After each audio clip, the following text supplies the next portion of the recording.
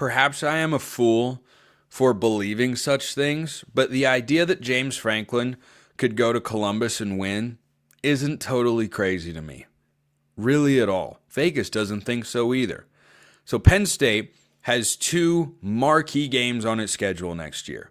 Hosting Oregon, they're at home off a bye, and Oregon's not traveling all the way across the country, and at Ohio State, a game that will be played on November 1st. So I'll come back to the importance of that date later in this discussion, but Vegas thinks Ohio State has significantly better odds to win the Big Ten. Plus 155, Penn State is plus 410, Oregon's plus 240. I think that's an overreaction to Oregon being the reigning Big Ten champions going into next season. Both Ohio State and Penn State have win totals of 10.5, which is about as high as Vegas goes.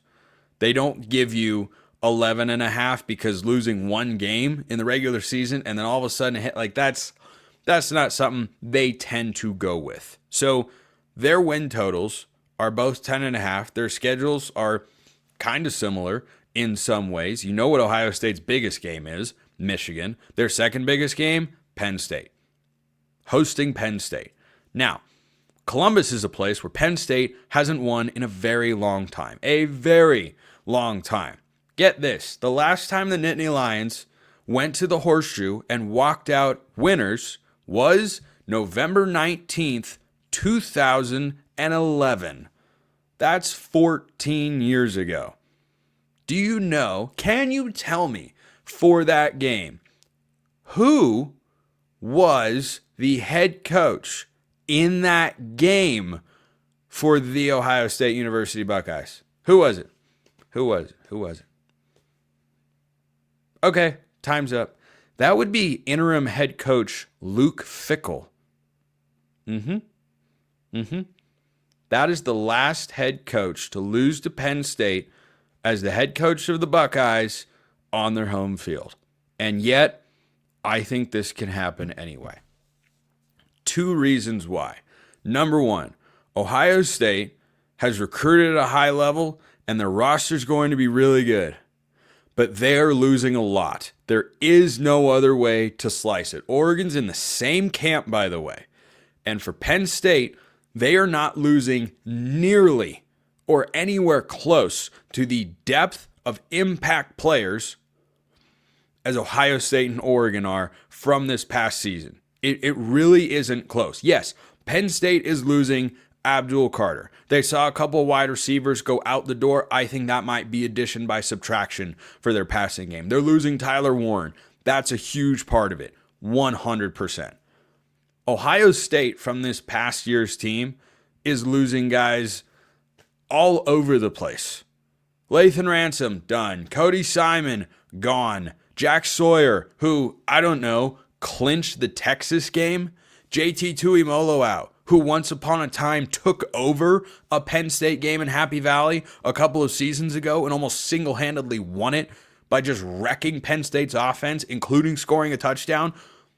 Ohio State is returning Caleb Downs and Jeremiah Smith and Carnell Tate.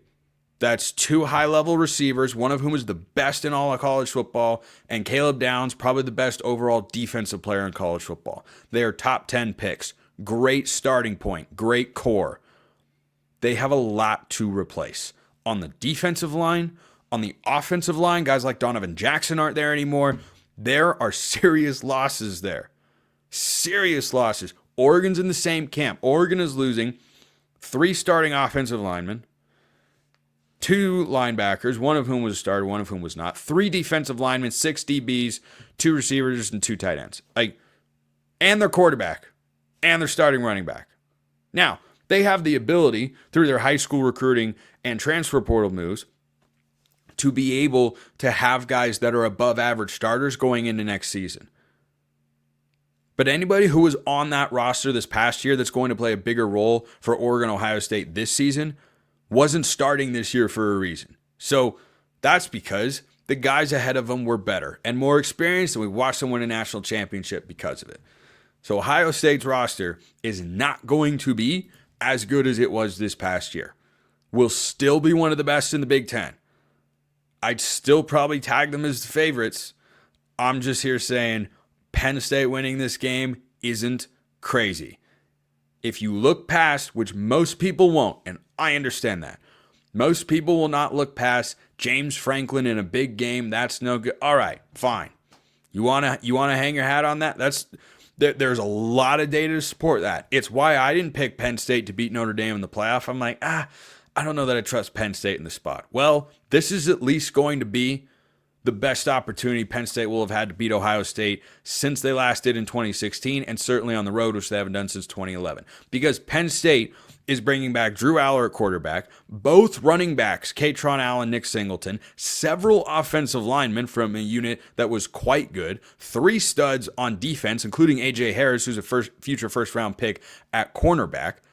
The core of guys that they have is incredibly, incredibly strong. One portal addition I don't want to go overlook for Ohio State, Max Clare, tight end from Purdue. Watch out.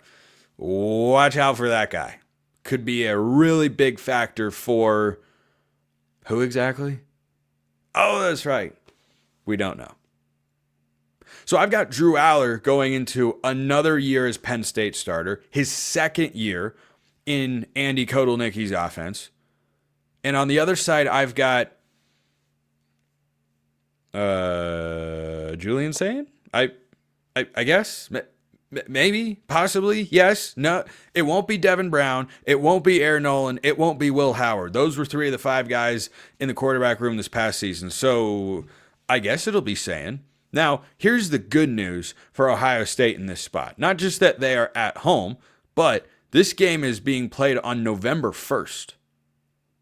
So whoever their new quarterback is, young guy, or maybe they go get Jaden Rashad. That's not. I'm just spitballing here. Whoever it is at quarterback for Ohio State, let's say it's Sayin, who I have never seen him throw a pass before. I know other people have, but in a meaningful spot, he hasn't done it.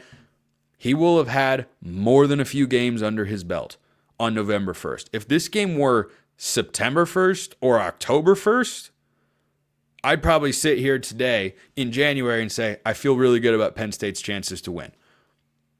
But it's on the road in November, and you're going to have some experience for whoever's there at quarterback with great receivers and a really good coaching staff. Ooh, the final spice to this matchup.